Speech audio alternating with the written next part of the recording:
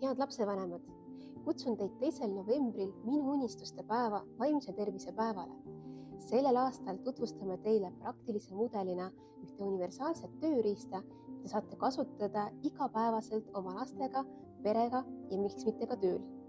Tööriistaks on ringimeetod, mida saab kasutada konfliktide ennetamiseks, kokkulepete tegemiseks, raskete teemade arutamiseks ja ka lihtsalt päeva kokkuvõtte jagamiseks. Minul endal on kodus 8- ja 13-aastased poisid ja ring on üks meie perekonna lemmikuid tegevusi.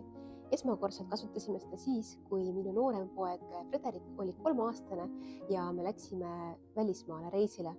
Ja minu mõte ja soov oli valmistada ette lapsi nii, et me saaksime reisil nautida koosviibimist ja minimiseerida joritsemist ja jonnimist. Ja sellest ajast peale on ring lahutamatu osa meie igapäevasest kommunikatsioonist.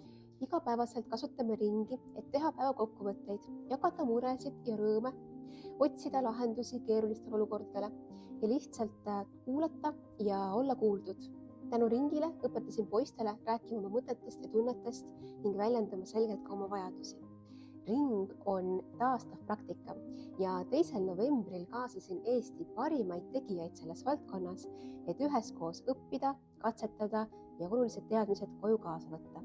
Südamest ootan kõigiga taas kohtumist ja soovin teile ilusat sügist.